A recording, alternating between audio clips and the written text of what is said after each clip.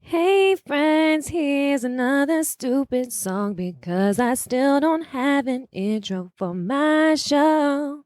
No, no, I don't. Still don't have an intro for my show because I'm an amateur and I don't know what I'm doing. But I'm here and I'm doing it. So, hello, friends, and welcome back to another episode of I Need Friends. Or two, if it's your first time. If you just happen to give it a little clicky click on this one, thanks.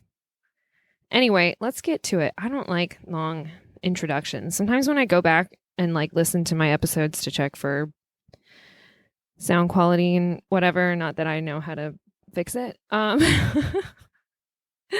I notice that sometimes I'm just like, okay, just get to the point, Kelly, even though, some people's intros are like 5 minutes long. Anyway, today we're talking about Foley artists because they're cool as fuck.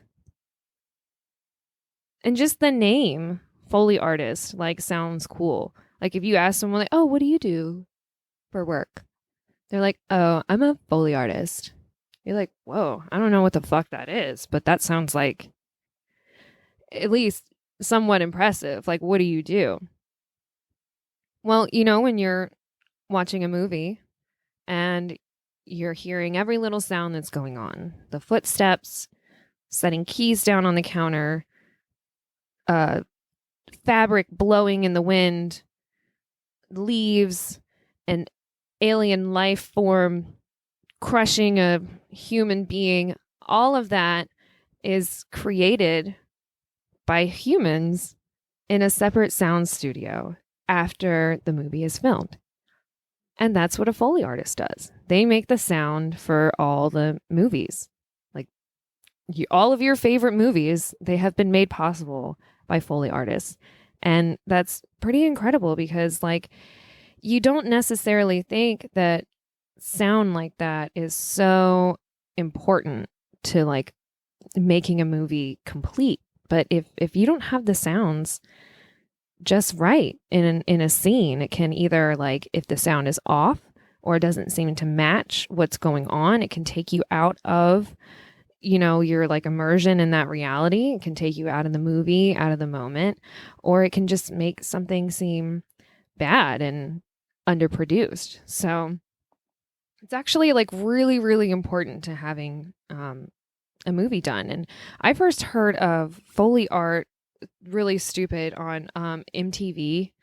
Do you remember they used to do all those really stupid dating shows like Next and the one with the parents choosing their dates because they don't like their boyfriend or whatever. So they go on these really creative first dates that you typically wouldn't go on.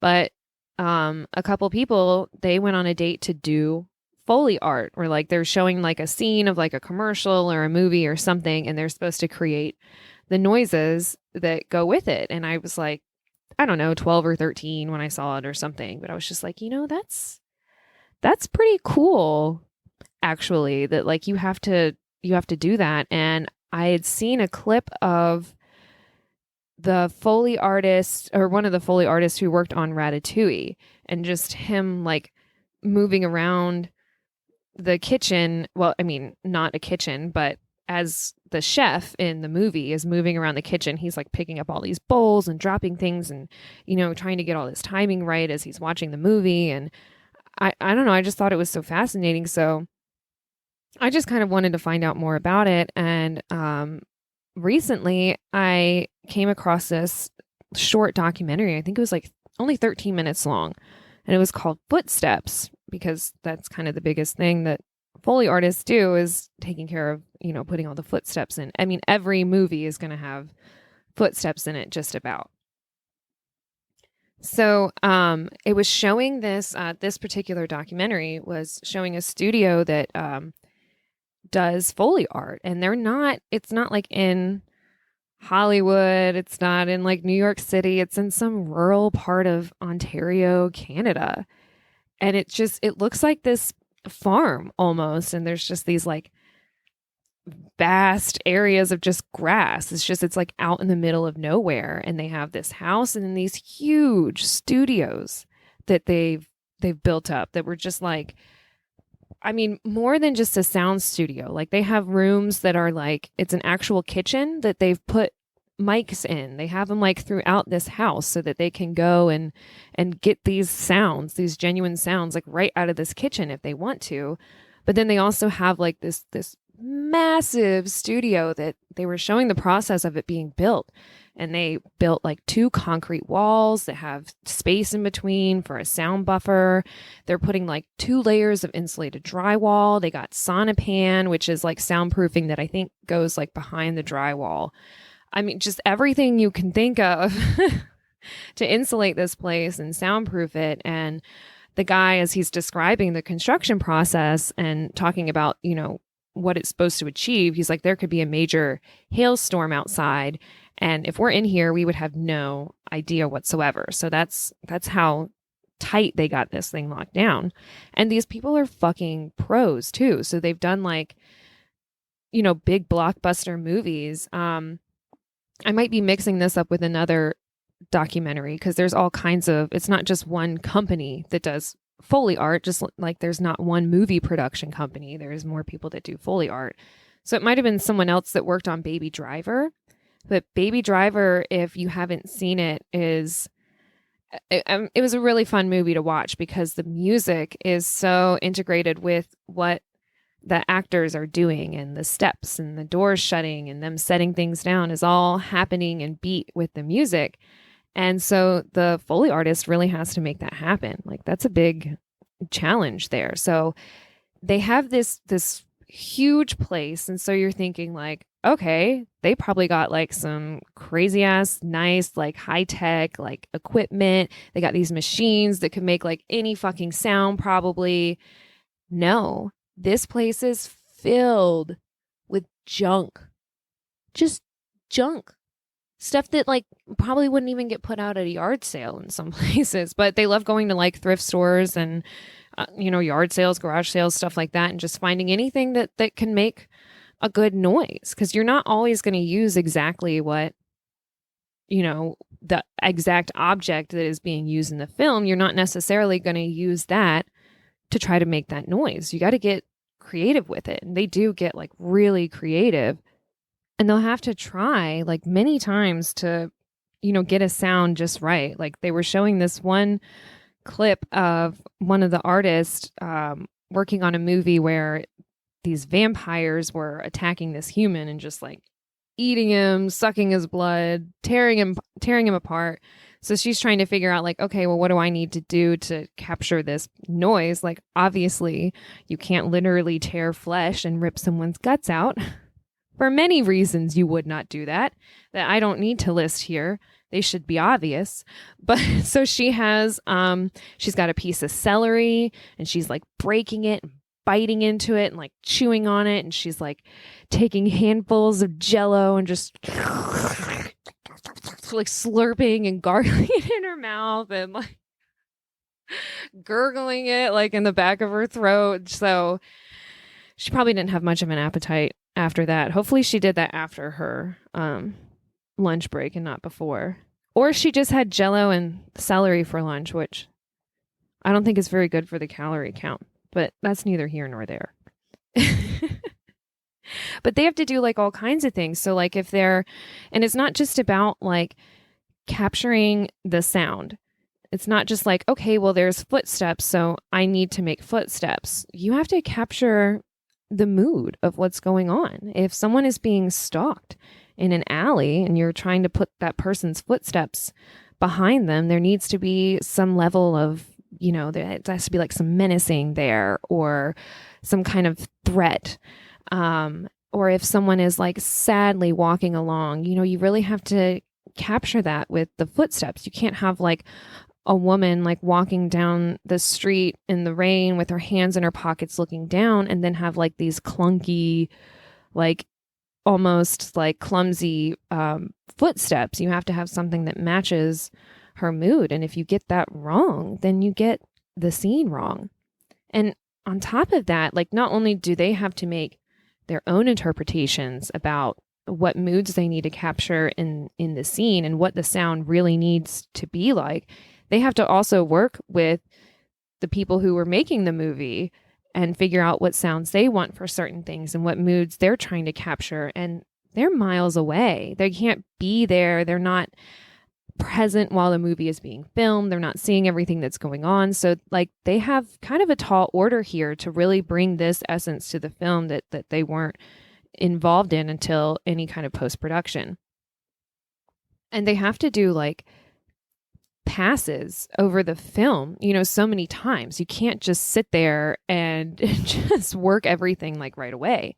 Although that is what they used to do back in the day. So the name Foley art came from Jack Foley, whose idea it was to start recording the sound on a separate track live while watching the film being played. And so they'd have a team together and they'd have to work at it a little bit and figure out exactly what they needed to do. But they would go through the whole movie and make it all on one track, because you didn't have the technology then to do like, multiple different tracks layered all on top of each other, which is what they do in Foley art. Sometimes they'll have to pass through a movie over 100 times because they do things like all separate. So if you have like, they'll do a pass for footsteps, they'll do a pass for like clothing. So you see someone standing there like in front of the microphone and they have like this big jacket and they're just like, they're intently watching the screen. So, cause they have to get the timing right.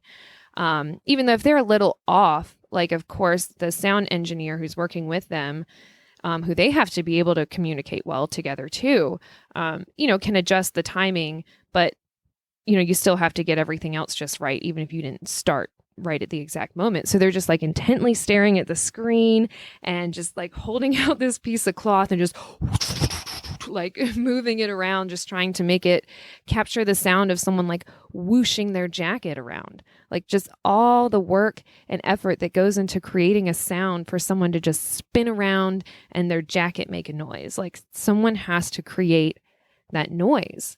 And you can't have all of that on set. You don't want all that extra noise getting picked up. Like you need to be able to filter a lot of that stuff out. So that's why you want to recreate the sounds so that everything is, of course, sounding real. You don't want anything to take you out of the moment in a movie. And bad acting can do that. Bad dialogue can do that. Bad visual effects. And then bad sound. If the sound didn't match, the whole thing just wouldn't work.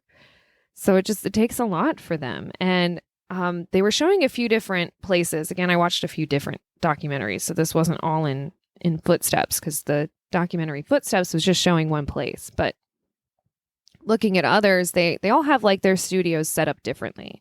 So some of them will have they'll have a whole area just to do footsteps. So they have an area with like gravel, they have an area with concrete, they have a grassy area or like, faux grass, or they have a space that they can like make wet, because like, some of these guys or girls, which side note, it was pretty interesting how like it seemed to be pretty even between men and women in all these places that they were showing. It didn't seem to be like male dominated or anything. That was just an afterthought, not really important. Just thought I'd throw that out there. I thought that was pretty cool. But some of them will actually like, submerge into water and like have to splash around in there or do something just to get this noise. And one of the guys who was actually the person who got in water was just going fucking all in to get this noise, like almost doing too much, taking his job extremely seriously. He was like creating a noise for I think it was the movie Venom, where the Venom thing, there's a word for it, I can't remember what it's called, is like crawling on this person, is like kind of like trying to become one with them essentially. And so it's making this noise that doesn't exist. We don't know what it would sound like for an alien to be like that, to be crawling all over somebody. So the Foley artists have to come up with that noise. And, maybe they're getting some notes and some points from the filmmakers who were saying like, this is what we want it to sound like, but ultimately it's up to them. And he was just so determined to like, he wasn't getting any props. He was doing this with his mouth. He was going to do all of this himself. He's just like, like all into microphone, making these silly faces. I mean, you got to do what you got to do to get the job done. But can you imagine like working with this guy? He's already like going above and beyond to like perfect everything. He like wants to put his body into it. He's like, we're going to get this fucking shit right. And they're like, Greg, just like use a fucking prop. Like we've been trying to get this noise for 5 hours. Just go downstairs and get something like out of one of the bins. I don't understand. And he's just like, no, I'm going to do this myself. You're like, Greg, come on, man.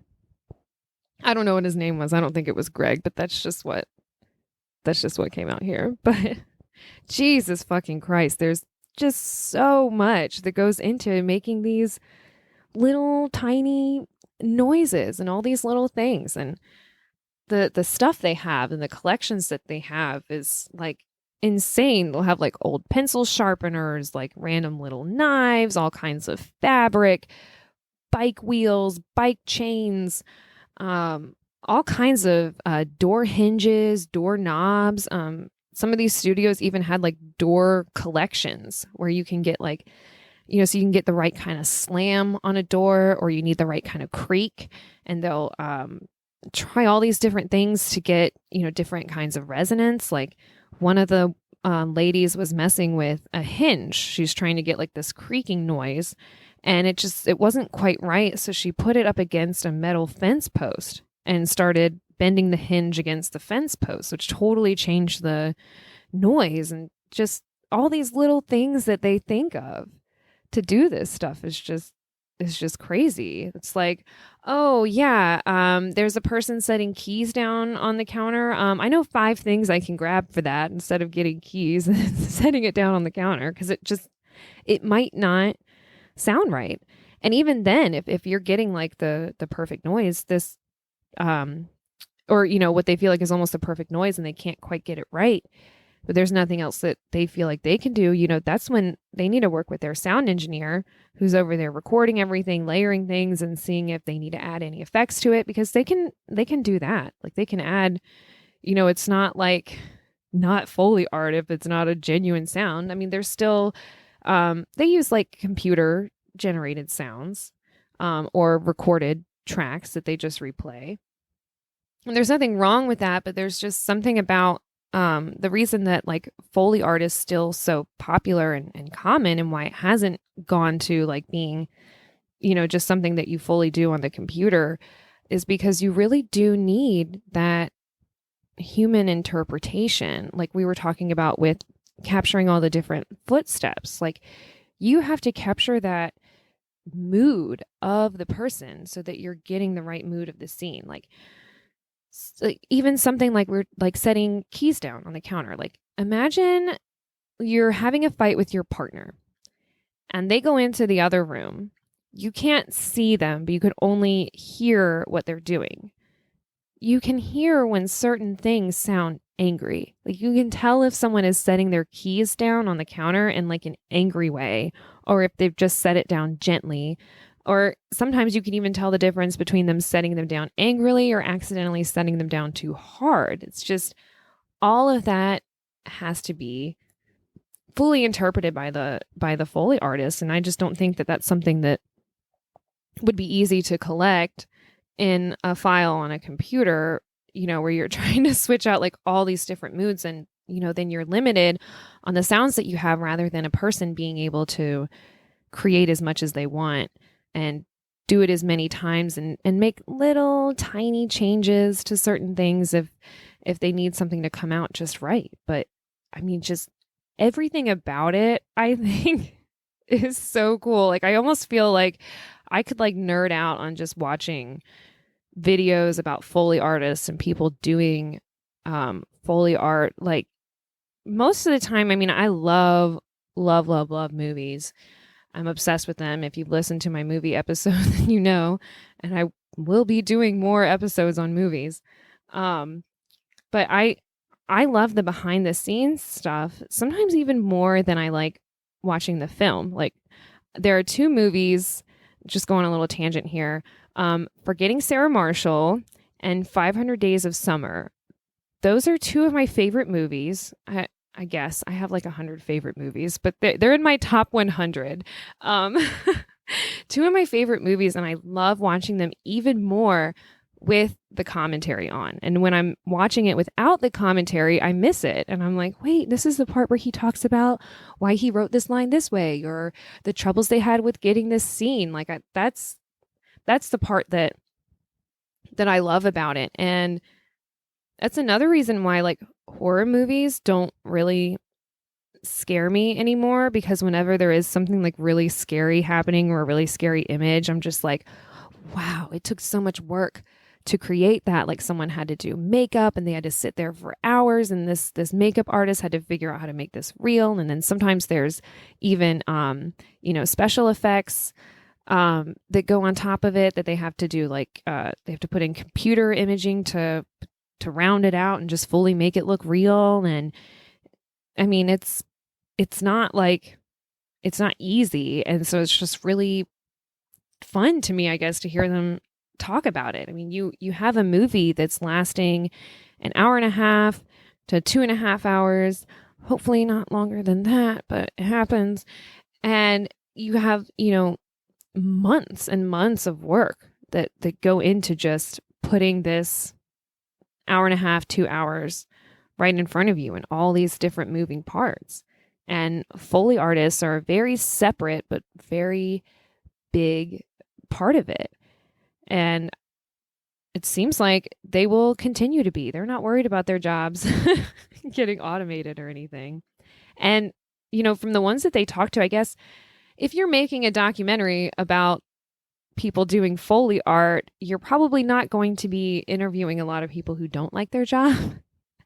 But at least with everyone that they interviewed, it seemed like they really, really love their jobs and were really passionate about what they did.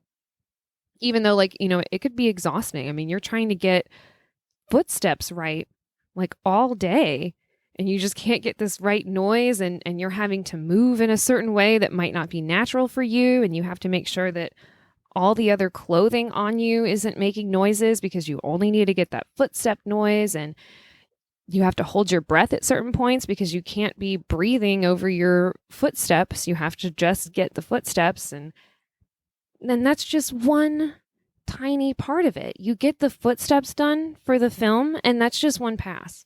And now you got to go back and you got to do the clothes. And now you got to go back and you got to do setting things down. And now you got to go back and do papers rustling. I mean, they'll just go over and over and over and over again. And they see these films so many times. And, the sound engineer's sitting there the whole time, recording stuff, moving things around. Let's go back and do that again. The same woman who was chomping up celery and Jell-O to mimic vampire eating noises. She was trying to get a skateboard scene right. So it's just showing a few guys like just riding a skateboard through a little area. He's doing a couple small tricks, but nothing too crazy. And she's got this thing that's on the ground that she's just spinning in a circle that just sounds like skateboard wheels. But she's got to spin it, move it, stop it, make certain sounds so that it fits the right way, because she doesn't have a skateboard that she's riding to make this noise. She has to come up with this completely different thing to create this. And I know that I'm being repetitive and saying like they have to do all these things. They have to be so creative. But I mean, really every time it's a new challenge. Like, of course they come across noises where they're like, oh, I know exactly what to do for this, or I can get this thing and just do a slight variation, or I remember I did this last time, so this will work here. But they don't want to duplicate noises. They want things to be, I mean, this is an art. I mean, they're creating a new piece every time. So, they don't want to put, something that they've already done in it. They want to do something new. They want to do something fresh. And I can really appreciate that. I think it's a very underappreciated work, probably, because it's just something you don't really think about when you're watching the movie. And it's good if you're not thinking about it when you're watching the movie, then the Foley artists have done an amazing job, because you're not supposed to notice that a sound was added. It's supposed to seem like it's always been there. And that is why Foley artists are cool as fuck. I could keep going really for forever about all these little things that they've done for certain noises, but I won't. I'll stop. But really, I could talk about it for probably a couple hours. It's really easy to find documentaries on it, and most of them are really short, which makes it easy to watch. But they're really cool. It's really a lot cooler than I can describe when you watch the process of it and watch what they're doing and just see all like the different people. Like each little studio just had like their own little motley crew. It just, it was just really neat to see all different kinds of people just working together on this one thing. And Jack Foley, the father of Foley art, he seemed like a pretty cool guy too. Maybe you want to read up on him a little bit. Like he used to be like a professional baseball player. He was a stunt man, assistant director. Like he did all kinds of stuff. And once he got the idea for Foley art, that's what happened, and that's what he did. But just there's so much interesting stuff just about Foley art, the history of Foley art, and what they're doing now, and what goes into it. It's just, you really should check some of it out on your own. Just really fascinating stuff. And I think it'll make you just appreciate movies even more and all the hard work that goes into them. So I think that's going to do it for today. Like usual, I don't really know what my next episode is going to be about. So if there's anything that you want to hear talked about, you can send me an email at ineedfriendspod@gmail.com, or you can hit me up on Instagram at ineedfriends_pod, or on Twitter at @aladyhuman. I'm always open to suggestions, feedback, comments, whatever. Just send it in. Tell me you hate me, tell me you love me. I don't care. Either one. Just give me some feedback. But yeah, I need to stop talking now because I'm getting into rambling mode. So that's going to do it for today, friends. Till next time.